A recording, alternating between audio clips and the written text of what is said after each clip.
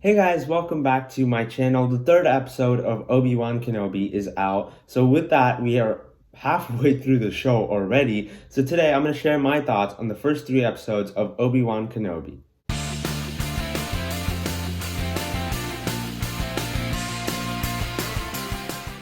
Hey guys, I'm Arjun. I'm a big Star Wars fan, and Obi-Wan Kenobi was one of my most anticipated shows this year. It wasn't my most anticipated, but I was really looking forward to watching it just because it was about Obi-Wan, and I really like the character of Obi-Wan. So before I tell you guys what I thought about the first three episodes of Obi-Wan Kenobi, let me know down in the comments, what do you guys think of the show so far? Are you excited to see where it goes? What are some of your theories and all that stuff? And this is going to be a spoiler review, so if you have not seen the first three episodes yet, do not watch the rest of this video. With that said, I'm going to get started talking about my thoughts on this show so far. And like I said, I was very excited for this. I had really high expectations, and I was just really looking forward to see how this plays into the story because it takes place right after Revenge of the Sith and it takes place before A New Hope. So I was interested to see how it kind of builds the gap between those two and how Obi-Wan's character is explored differently in this than it was in the prequels. So the first episode of this show is pretty much just catching up with Obi-Wan. This takes place like 10 years after what happened in Revenge of the Sith. So Obi-Wan is just in a completely different place. It's kind of like, in a way, it's kind of like Logan, except for Obi-Wan. And Logan is a movie it's a great movie. And that's pretty much what they're doing over here. It's just, he's aged up. He's kind of lost a lot of hope. And he doesn't want to be a Jedi anymore. He just wants to move on and live a normal life.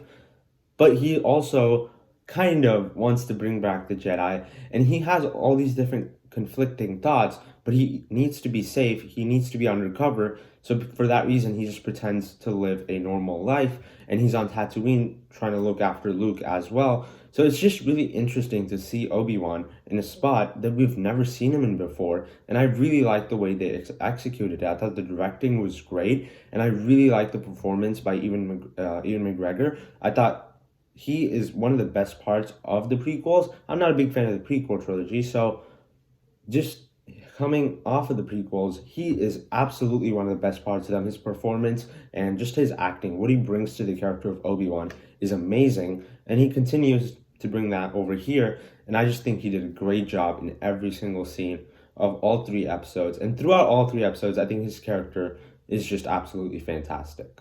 One thing I was really looking forward to in this show was actually stuff on Tatooine, because I'm kind of tired of Tatooine, honestly. I'm not a big fan of it, but I was really looking forward to seeing Uncle Owen and seeing Luke Skywalker. I was interested in seeing how their life was before the events of New Hope and all that stuff, but we don't see that. The show is not really focused on Luke and Uncle Owen and all that stuff. The show is focused on Leia, which we learn later on in the first episode, and then it gets more prevalent in second and third episode, because the first episode ends with Leia getting kidnapped and Obi-Wan has to go on a mission to go and save her. And I thought that was really interesting because that's not what I was expecting. I wasn't even expecting to see Leia in the whole show. So I thought when that happened, I was just really, really surprised. And throughout the second and third episode, she has a really big role to play.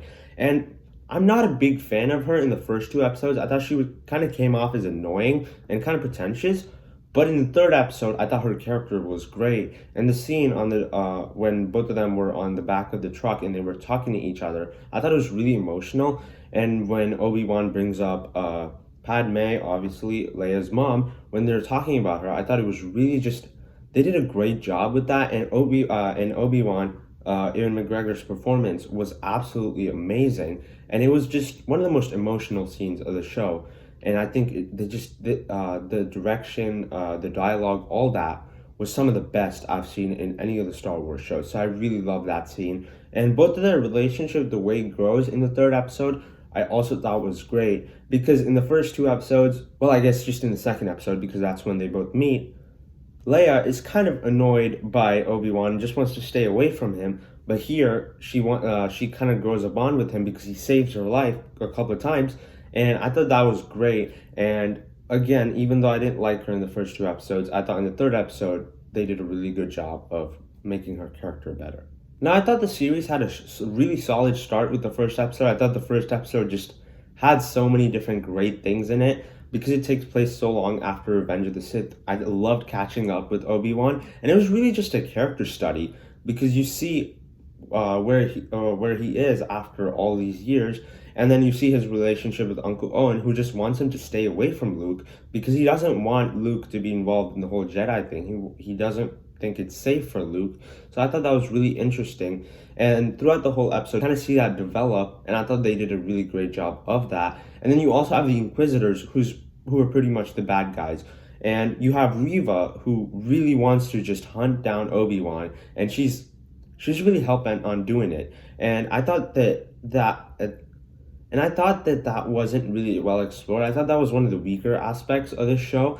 I think the actress did a fine performance, and it worked for the most part, but I think the writing on her character isn't really that compelling. I think in the third episode it gets better, but in the first couple of episodes, I just didn't think that her motivation was really, really good because you don't really see where she's coming from, why she really wants to hunt down Obi-Wan. You don't see that. And I found that kind of annoying, and I wasn't also a big fan of the way they killed the Grand Inquisitor. Now, I don't think he's dead. He's probably going to come back later on in the show, but I just found it weird that you just kill him off, even if it's a fake death. Why would you just do that in the second episode? I thought that was really weird and annoying. And just her character, I think, could have been written much better because, again, I thought the actress did a fine performance with what she had. I just don't think the writing and the character development worked very well for her. So, unfortunately, I don't think she was one of the strong aspects of the show. And I also wasn't a big fan, as big of a fan of the second episode as I was for the first one, because even though it had more action in it, even though it had more stuff going on, I don't think on a character level and on a story level it was as strong as the first one was, because I loved catching up on Obi-Wan in the first one, and they gave us a lot of just exposition of where the world was after the events of Revenge of the Sith and how the Jedi were, how they were like trying to in hiding pretty much the entire time. The second episode isn't really about that. It's just Leia and Obi-Wan on a planet, and they're trying to be safe from the Inquisitors and the people that are looking for them. So basically a bunch of bounty hunters.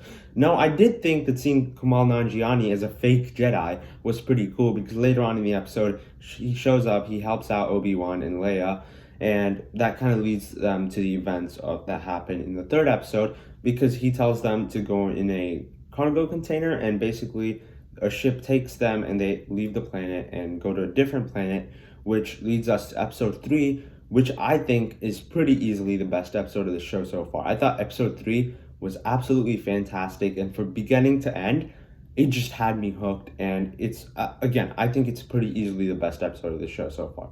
Like I mentioned, I thought the emotional moments on the truck where they were talking to each other, where Leia and Obi-Wan were talking to each other, I thought those were really, really emotional. And later on in that episode, Obi-Wan and Leia get caught by stormtroopers and they get into a fight, but unfortunately they're not able to get out. But a different character named Tala, who is dressed up as a officer for the Empire, but she helps them out and helps them get out of there. Her name is Tala, and I don't know who she is, but she might have been in one of the animated shows or something like that, which is why I didn't recognize her, which could completely be the case, but I don't know who she is, so I don't really have much to say about that. But she helps them out. They go to a place on the same planet, and later on in that episode, in that same moment, in that same place, Leia and Obi-Wan are trying to escape, but Obi-Wan decides to stay there because Darth Vader shows up.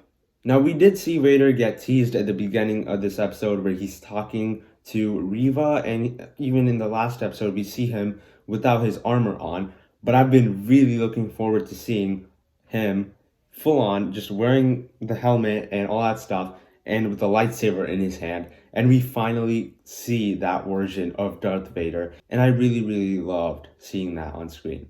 Now, right after he shows up, he starts murdering a bunch of people in the town, and this is where we start to see Darth Vader is a really bad person. Now, I know that, like, we all know that Darth Vader is a villain, but I feel like sometimes we just forget that, because even I do. Whenever Darth Vader shows up, I just get excited, so I completely forget that that's supposed to be the bad guy. And this episode reminded me Darth Vader is a really bad person. Sure, he started off as a good guy. He descended down a dark path and became Darth Vader. And yes, in Return of the Jedi, he did become a good guy again, and he did get redeemed. But when you think about it, he's a really bad person. He's done some horrible, horrible things.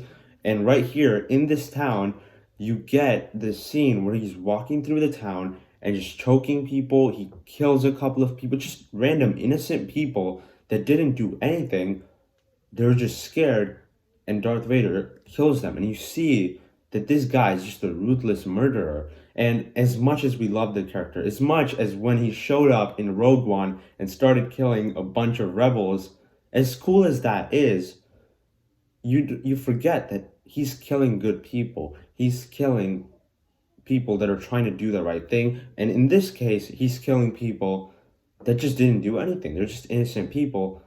And I thought that that just brought a lot of sense of dread and just scariness to Darth Vader that we don't really see anymore because we just get excited that we're seeing Vader. And as much as I love his character, he is a bad guy. So I love that this episode really put that up on display with this scene. After that, Leia leaves with Tala to escape from this place, and Obi-Wan goes after Vader, and both of them kind of get into a lightsaber duel. They don't at the beginning because Obi-Wan's just trying to run away from him, and I kind of didn't understand that. Like, why are you trying to run away from him?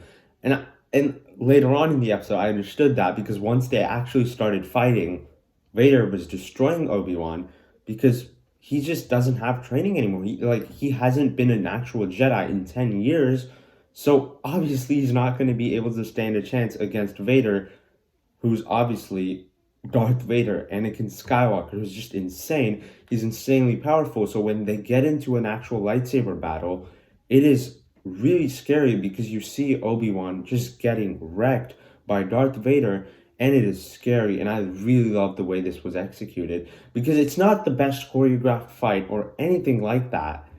It's just Obi-Wan losing really, really badly against Darth Vader, and it's really scary, and I love the way it was executed. I think it's not one of my favorite lightsaber battles or anything, but it is a really intense scene to watch. And once they actually stop the lightsaber battle, Vader picks him up, lights a fire, and he just puts him in the fire.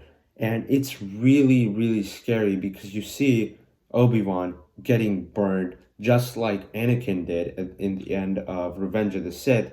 And it's really, really emotional because Vader, he thinks he's been wronged by Obi-Wan because at the end of Revenge of the Sith, he goes against him. And over here, he does the same thing to Obi-Wan, what Obi-Wan did to him. And I thought it just mirrored both the scenes really, really well. And even though I'm not a big fan of the prequels, I think Revenge of the Sith is actually pretty good. And the final fight at the end, the way they kind of recreated that, except this time it's Obi-Wan getting burned in the fire, I thought was really, really intense. Now, they obviously don't kill off Obi-Wan because you can't kill off your main character halfway through the series. So Vader picks him up, throws him away, and then you see Tala show up, and she helps out where she shoots a bunch of stormtroopers, and she lights a fire, so that way Obi-Wan can escape and he's safe. And then you cut to Leia running away, and as she runs away, you hear a voice telling her to show up because she's trying to go to a pilot so that way she can escape, but she can't escape because Reva killed the pilot, and Reva shows up and takes Leia. And I thought that was a really good note to end on for this episode because I'm really excited to see where the rest of the show goes.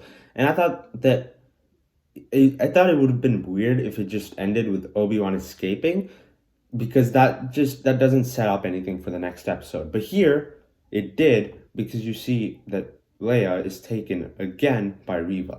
So yeah, like I said, I thoroughly enjoyed the show so far, and I think the third episode is pretty easily the best episode of the show so far. I thought that so far the show has been really, really great. I'm thoroughly enjoying it, and I cannot wait to see where the rest of it goes. Now, I am concerned because it's only 6 episodes long, and I'm honestly really frustrated by Disney just making 6 episodes long season because that just doesn't work. So far, almost all their shows, I think most of their shows failed because they only have a very few amount of episodes. And there's exceptions to that, I thought WandaVision was great. I thought Mandalorian was great because they have longer episodes. Like Mandalorian has eight episodes each season. WandaVision had 9 episodes, and their runtime is actually a little bit longer, I think. So I just find it weird that Disney's doing 6 episode seasons, even though so far they haven't worked. I think the only one that kind of worked with was Loki, but even Loki I don't think worked because the finale felt really rushed. And just I'm not a big fan of the 6 episode season stuff because it always ends up feeling like a rushed TV show, or it ends up feeling like an overly extended movie. So I hope eventually that they stop doing it, because it looks like they're stop doing it, because She-Hulk has more episodes. Andor, this new Star Wars show, has 12 episodes and there's 2 seasons. So I think they're figuring it out. I think they're going at a different pace now with longer episodes. And I think that's good because right now this isn't working for me. And last weekend, Stranger Things also came out, season 4, and each of the episodes is like an hour and a half long, or hour and 15 minutes long, and there's 9 episodes. So I think Stranger Things really understands how many episodes you need and how much story you need to tell. And the final episode of Stranger Things is gonna be 2 hours and 30 minutes long. And that's just really, really long. That's a really long episode. That's longer than most movies.